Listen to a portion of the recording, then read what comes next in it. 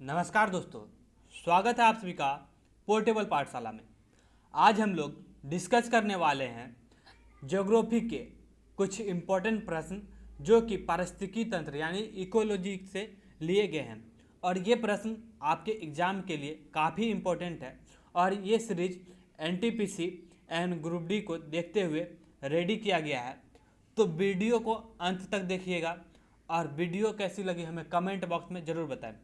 आगे बढ़ने से पहले सब्सक्राइब करें हमारे चैनल पोर्टेबल पाठशाला को। चलिए पहले प्रश्न को देखते हैं। पहला प्रश्न है, which of the flowing type of ecosystem creates the highest net annual primary productivity, यानी कि निम्नलिखित प्रकार के पारिस्थितिक तंत्रों में से कौन सबसे ज़्यादा शुद्ध वार्षिक प्राथमिक उत्पादकता का निर्माण करता है। तो ऑप्शन दिए गए हैं आपके ट्रॉपिकल यानी उष्णकटिबंधीय पर्णपाती वन, शांत पर्णपाती जल, उष्णकटिबंधीय वर्षा वन या फिर शीतोष्ण वन। तो राइट आंसर क्या है कमेंट में करें। तो इसका राइट आंसर है ऑप्शन नंबर ए, उष्णकटिबंधीय पर्णपाती वन, यानी कि उष्णकटिबंधीय पर्णपाती वन जो है पारिस्थितिक तंत्र में सबसे ज़्यादा शुद्ध वार्षिक प्राथमिक उत्पादकता का निर्माण करता है। नेक्स्ट देखते हैं। नेक्स्ट क्वेश्चन है, निम्न में से कौन सा पारिस्थितिकी तंत्र की एक क्रियात्मक इकाई नहीं है। Which of the following is not a function unit of ecosystem. तो इसके ऑप्शन है परतों का अलगाव, उत्पादकता, ऊर्जा प्रवाह, अपघटन। क्या है इसका राइट आंसर। तो इसका राइट आंसर है ऑप्शन नंबर ए, परतों का अलगाव यानी कि आइसोलेशन ऑफ लेयर। नेक्स्ट देखते हैं। नेक्स्ट क्वेश्चन है, निम्न में से कौन पारिस्थितिक तंत्र में एक गैसीय बायोकेमिकल चक्र नहीं है। Which of the following is not a gaseous biochemical cycle in the ecosystem. तो इसका राइट आंसर है ऑप्शन नंबर डी, फास्फोरस चक्र, फास्फोरस साइकिल। फास्फोरस चक्र जो है वो पारिस्थितिक तंत्र में गैसीय बायोकेमिकल चक्र नहीं है। नेक्स्ट देखते हैं। नेक्स्ट क्वेश्चन है, निम्नलिखित खाद्य श्रृंखला में संभावित लिंक ए को पहचाने यानी कि पादप और कीट, जैसे पादप, कीट, मेढक, ए, बीज। तो इसी तरह से इसका राइट आंसर होगा कोबरा। जैसे कि पादप को कीट खाता है और कीट को मेढक खाता है, तो उसी तरह बाज जो है, बाज कोबरा यानी कि सांप को खाता है। तो राइट आंसर हो जाएगा इसका ऑप्शन नंबर बी। नहीं देखते हैं।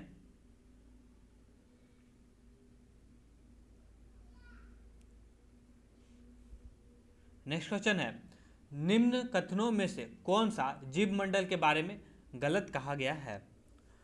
Which is of the following statement is wrong about the biosphere.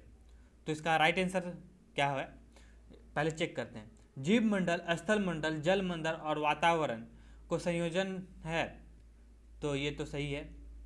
जीव स्थल मंडल में समान रूप से मौजूद होते हैं, तो ये तो सही बात नहीं है। जीव मंडल उत्तर और दक्षिण ध्रुव पर नहीं है, ये तो सही बात है। उपरोक्त सभी।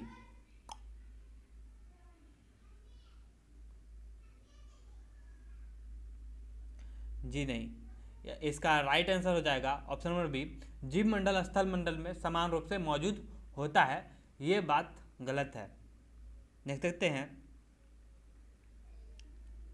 नेक्स्ट क्वेश्चन है, eco is derived from the word, यानी कि पारिस्थितिक शब्द जो है वो किससे लिया गया है। तो ये पारिस्थितिक तंत्र जो है ये यूनानी भाषा यानी कि ग्रीक लैंग्वेज से लिया गया है और अधिकतर लैंग्वेज जो है विज्ञान के अंदर जो भी अधिकतर वर्ड्स है ये ग्रीक ही है। नेक्स्ट देखते हैं। नेक्स्ट है, इकोलॉजी मीन्स यानी पारिस्थितिकी का अर्थ क्या है। तो पारिस्थितिकी का अर्थ है पारिस्थितिकीय जीव, पौधों और जानवरों और उनके अध्ययन से संबंधित है। पारिस्थितिक इन सभी से संबंधित अध्ययन को पारिस्थितिक कहते हैं। नेक्स्ट देखते हैं। नेक्स्ट है who interpreted the term ecology, यानी पारिस्थितिक शब्द को किसने प्रतिपादित किया था। तो इसका राइट आंसर है option number C, Ernst Haeckel. Ernst Haeckel ने पारिस्थितिक शब्द को प्रतिपादित किया था। देख सकते हैं who is not a natural ecosystem, यानी कौन एक प्राकृतिक पारिस्थितिक तंत्र नहीं है। तो इसका राइट आंसर है option number B, aquarium. Aquarium जो है वो एक पारिस्थितिक तंत्र नहीं है। बाकी फॉरेस्ट, रेगिस्तान ये तो इकोसिस्टम के अंतर्गत ही आता है। नेक्स्ट देखते हैं which is not a component of a human environment, यानी कौन सा एक मानवीय पर्यावरण का एक घटक नहीं है। तो इसका राइट आंसर है भूमि। भूमि जो है मानवीय पर्यावरण का घटक नहीं है। बाकी रिलीजन, समुदाय और शादी ये सभी जो है मानव पर्यावरण का घटक है। इसी के द्वारा मानव का विकास होता है। जैसे कोई धर्म से रिलेटेड मानव होता है तो वो उस धर्म के प्रति अपना लगन को दर्शाता है, उसी तरह से ये सभी बातें हैं। नेक्स्ट देखते हैं निम्नलिखित कथनों में से कौन सा कपास की फसल के बारे में सही है। तो इसका जो ऑप्शन है चेक करते हैं। इसे सफ़ेद सोना कहते हैं। हाँ, कपास को तो सफ़ेद सोना कहते हैं क्योंकि ये कितना महंगा है आज के रेट में आप सभी को पता ही है, क्योंकि इसी से ही हमारे कपड़े बनते हैं और भी काफ़ी सारे उत्पाद इससे रेडी किए जाते हैं। चीन कपास का प्रमुख उत्पादक देश है। हाँ, भारत में भी चीन से ही कपास का आयात किया जाता है। नेक्स्ट है यह उष्णकटिबंधीय और परिस्थितियों में उगाया जाता है। हाँ, ये भी सही है, यानी कि इसका राइट आंसर होगा ऑप्शन नंबर डी। ये सभी जो है ये सभी ऑप्शन सही है। नेक्स्ट देखते हैं next which of the following is the correct descending order of coffee producing state in India, यानी कि निम्नलिखित में से कौन सा भारत में कॉफ़ी उत्पादक राज्यों का सही अवरोही क्रम है, यानी घटते क्रम कौन सा है। तो इसका राइट आंसर हो जाएगा ऑप्शन नंबर ए। पहले तो कर्नाटक सबसे अधिक उत्पादन करता है, उसके बाद केरल, फिर तमिलनाडु। इसका राइट आंसर हो जाएगा कर्नाटक, केरल, तमिलनाडु, ये सबसे अधिक उत्पादन करते हैं हमारे राज्य देश में। नेक्स्ट देखते हैं नेक्स्ट है who is the largest producer and exporter of rubber in the world, यानी कि दुनिया में रबर का सबसे बड़ा उत्पादक और निर्यातक कौन सा देश है। तो इसका राइट आंसर है ऑप्शन नंबर थाईलैंड। थाईलैंड जो है दुनिया में सबसे अधिक रबर का उत्पादन भी करता है और सबसे ज़्यादा निर्यात यानी एक्सपोर्ट भी करता है दूसरी कंट्री को। नेक्स्ट देखते हैं नेक्स्ट क्वेश्चन है which of the following is not true about the production of jute in India, यानी कि निम्नलिखित में से कौन सा भारत में जूट के उत्पादन के बारे में सही नहीं है। तो पहले देख लेते हैं कि सही क्या क्या है। तो this is a cash crop, यानी कि यह एक नकदी फसल है। तो हाँ, ये एक नकदी फसल है। असम भारत में इसका सबसे बड़ा उत्पादक है। जी नहीं, असम इसका सबसे बड़ा उत्पादक राज्य नहीं है। It is mainly grow in north east state of India, यह मुख्य रूप से भारत के उत्तर पूर्वी राज्यों में उगाया जाता है। हाँ, ये सही बात है। Bangladesh is the biggest producer in the world, हाँ, बांग्लादेश पूरी दुनिया में इसका सबसे बड़ा उत्पादक है। तो ऑप्शन डी, ऑप्शन सी एवं ऑप्शन ए ये सभी सी है, सही है, यानी कि option number B Assam is the largest producer in India ये गलत है। असम भारत में सबसे अधिक जूट का उत्पादन नहीं करता है। नेक्स्ट देखते हैं नेक्स्ट क्वेश्चन है निम्नलिखित कथनों में से कौन सा चावल के बारे में सही है। तो ऑप्शन है आपके चीन दुनिया में इसका सबसे बड़ा उत्पादक है। तो क्या ये सही बात है। तो हाँ, ये सही है। इसका प्रमुख निर्यातक भारत है। जी नहीं, प्रमुख निर्यातक भारत तो नहीं है, क्योंकि भारत तो खुद मैन्युफैक्चर करता है चावल को बहुत ज़्यादा। इसके लिए 15 से 27 डिग्री सेल्सियस के बीच तापमान की ज़रूरत होती है। तो हाँ, इसके लिए 15 से 27 डिग्री तापमान की ज़रूरत होती है। तो यानी कि इसका राइट आंसर है चीन जो है दुनिया में सबसे बड़ा चावल का उत्पादक देश है और चावल को उगाने के लिए 15 से 27 डिग्री टेम्परेचर की आवश्यकता होती है, यानी कि ऑप्शन नंबर सी जो है ये करेक्ट आंसर होगा। नेक्स्ट देखते हैं। नेक्स्ट क्वेश्चन है, निम्नलिखित कथनों में से कौन सा कथन सही नहीं है? Which statement is not true in the following statement. तो देखते हैं क्या क्या सही है, छांटते हैं ऑप्शन से।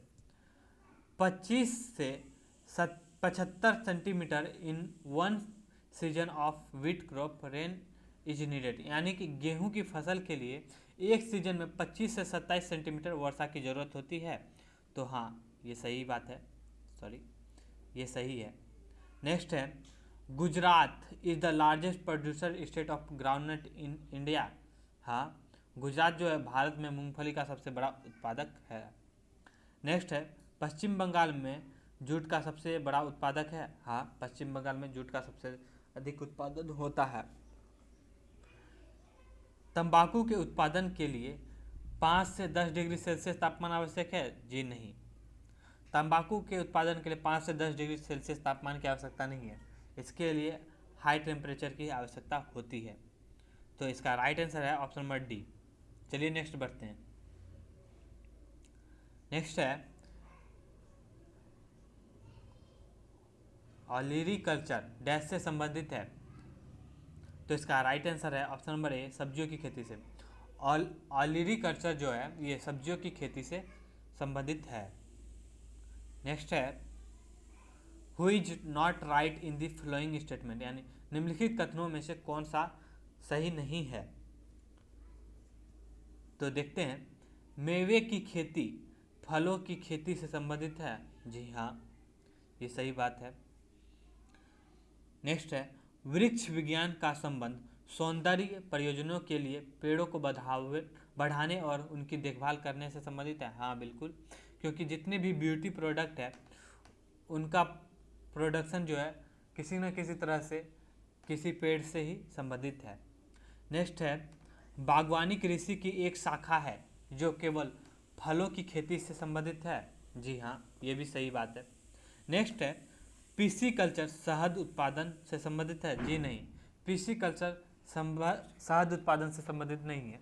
पीसी कल्चर जो है वो मछली उत्पादन से संबंधित है। तो इसका राइट आंसर जो है वो डी हो जाएगा। चलिए नेक्स्ट देखते हैं। नेक्स्ट क्वेश्चन है, what measurement of nanometre do, यानी कि एनीमोमीटर किसका मापन करता है। तो इसका राइट आंसर है ऑप्शन नंबर बी, पवन वेग, यानी कि पवन के वेग को, हवा की गति को जो है एनीमोमीटर मापता है। और ये चीज़ आप लोगों ने फिजिक्स के चैप्टर 1 में ही पढ़ लिया होगा। नेक्स्ट देखते हैं। नेक्स्ट है, who is not right in the following statement, यानी निम्नलिखित कथनों में से कौन सा सही नहीं है ये बताइए। तो पहला ऑप्शन चेक करते हैं, प्रति चक्रवात में कमी और बहती हवा से के साथ उच्च वायुमंडलीय दाब आता है। तो हाँ, ये सही है। नेक्स्ट ऑप्शन है, आर्कटिक टुंड्रा अमेरिका, यूरोप और रूस के उत्तरी भागों में एक बायोम है। जी हाँ, ये सही है। अरोरा ध्रुवीय आसमान में दिखने वाला रंगीन प्रकाश का एक प्रदर्शन है। जी हाँ, ये सही है। नेक्स्ट है, बीच बचाओ आंदोलन 1970 के दशक के दौरान कर्नाटक में आयोजित किया गया था। जी नहीं, ये गलत है। तो इसका राइट आंसर जो है वो ऑप्शन नंबर डी है। ये जो है 1970 में बीच बचाओ आंदोलन की शुरुआत नहीं की गई थी। नेक्स्ट देखते हैं। तो दोस्तों, ये थे हमारे आज के इम्पोर्टेंट प्रश्न, जिसमें हमने 20 प्रश्न का सीरीज किया है जो कि ज्योग्राफी से रिलेटेड है। और हमारे जो चैनल पे पहले से ही लगभग 5000 प्रश्न का सीरीज अपलोड कर दिया गया है ज्योग्राफी से रिलेटेड। अगर आप सभी उसको देखना चाहते हैं तो प्लेलिस्ट में जा कर के ज़रूर देख लें। और वीडियो आप सभी को कैसी लगी हमें कमेंट बॉक्स में ज़रूर बताएं। वीडियो अच्छी लगी हो तो लाइक करें, चैनल को सब्सक्राइब करें एवं बेल आइकन को प्रेस करें लेटेस्ट वीडियो की नोटिफिकेशन के लिए। और हाँ, हम लोग NTPC एंड ग्रुप डी के लिए पेपर पे कार्य कर रहे हैं, जिसमें कि अभी कुछ टाइम लगेगा।